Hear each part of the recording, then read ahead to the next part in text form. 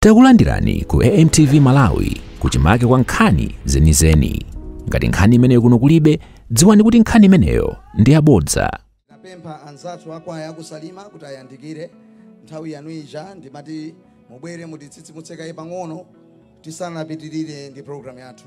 A president anyamata ameneyo amayimba tamvetserani.